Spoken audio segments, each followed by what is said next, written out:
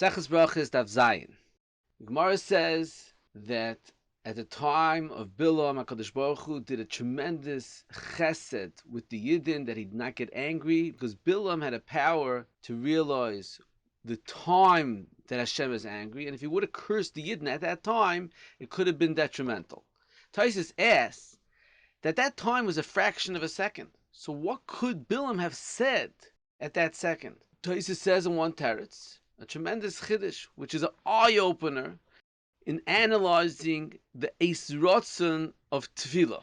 Taisus says that he could have started cursing the Yidden at that time, and since he started cursing the Yidden at that time, Hashem was angry, so that power that he had at the time that Hashem was angry could have continued further on into his curse.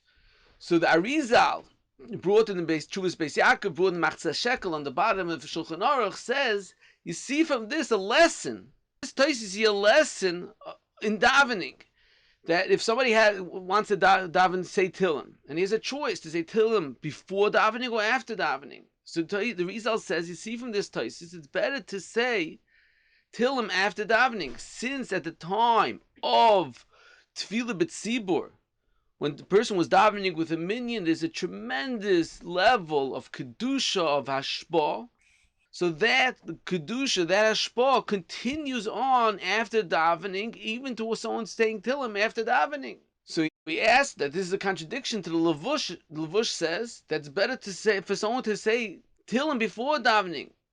He says for two reasons. First of all, Tillim before davening takes away the klippas from the tefillah, and the olam yisada adam shvachu shal mokim va'achicha. Hispal, someone should praise Hashem before should daven. So that's why it's better to say Tehillim first. So the Arizal says, you see from this Taisus is not like that. The Aruch HaShulchan comes and he brings this idea in Tosfos to a whole new level. He says a fascinating idea. He says that if someone comes to daven at the end of Zman Tefillah, the Magen Avraham in brought in Mishnah Berurah says that if somebody can't finish his davening before the end of the proper time of Tefillah, he shouldn't be davening. He shouldn't daven. He should daven a smaller davening. However, the Aruch HaShulchan says that according to this idea that it's muvor in this Tosfos, that if somebody starts davening at the time of Eis Ratzon, that Eis Ratzon continues on. So therefore, the same thing will be true in the Zman Tefillah. If someone starts davening Shachris right before the Zman Tefillah, even if his davening continues after Zman Tefillah, the end of his davening will have the same effect like the beginning of his davening. So this Aruch HaShulchan is tzarich. What connection does the Eis Ratzon of the davening have to do with the Zman Tefillah? Zman Tefillah are set in stone what the times are. What does it have to do with the fact that the beginning of the davening was a tremendous Eis Ratzon? So it seems like in this Aruch HaShulchan, it's saying a tremendous chiddush that the Zmanei Tefillah are only that is the time of the Eis Ratzon for Tefillah, not an independent halacha. The Gemara on the base says that Reb Yitzchok asked Reb Nachman why he didn't come to daven with a minyan, and he said it was very hard for him. So the Emek Bracha says a very big chiddush, which is not like most poskim. He says, what is the reason? Just because it was hard for him, why is that reason to be potter from davening b'tzibur? So he says, you see from here that it's not a chiyuv, it's not a real mitzvah to daven with a minyan. It's just better to daven with a minyan. So therefore it was hard for him, he was potter. So he brings that, so it's mashma like that. And the Rambam doesn't say it's a chiyuv to daven. The Rambam just says it's a Eis Ratzon, like the Gemara says further in Daf Ches. It's a Eis Ratzon to daven when the tzibur is davening. And he brings from other poskim that are mashma like that. However, the Chavetz Chaim and Shmiras HaLashon and Igros Moshe say clearly that there's a chiyuv gomer l'spalel b'tzibur. It's an obligation for everybody to daven with the tzibur. Rav Moshe writes that the Shulchan Aruch says that a person has to go in front of him 4 mil to find a tzibur, or after him if he's going if he's on the way, he has to go in front of him 4 mil, or after him 1 mil to find a tzibur. So he says, since you see that there's such a chiyuv to go 4 mil before and 1 mil after, obviously it's a chiyuv gomer to daven with a tzibur. Then the Moshe continues that the Rambam says it's eitz rotzen. The Rambam doesn't say there's a chiyuv to daven. He says the idea is the main reason why there's a chiyuv to daven b'tzibur is to daven in a way that it will be accepted. So how is a tefillah accepted? A tefillah is accepted with a minyan. So therefore, it's all included in this chiyuv to daven. It's not an independent obligation to daven with a minyan. The Gemara says further on that even if you can't come and daven with a minyan, you should daven at the time. You should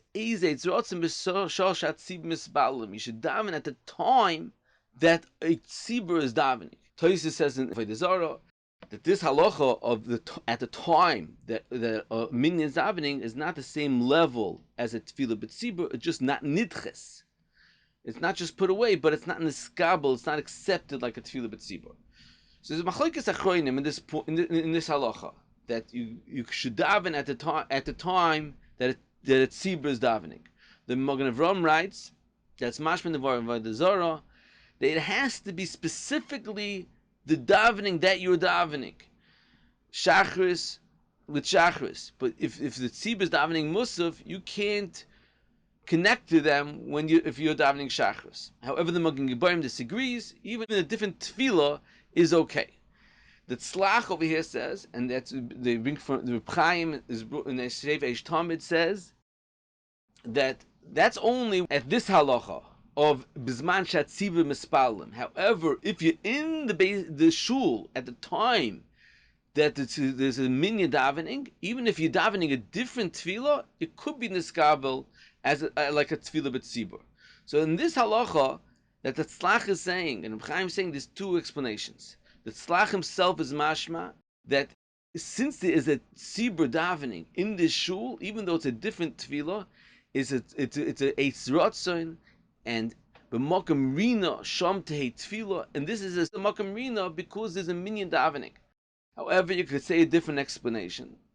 That is rayas, we spoke about it in Sefer Matnas Chen, that is rayas that there's two different halachas of tefillah b'tzibur. One halacha in tefillah b'tzibur is that there's a tremendous eitz rotzen when a tzibur is davening. And there's a different halacha when you are with a tzibur in one shul that connects and unifies the entire prayer of everybody here, that it's one connected force, one connected prayer.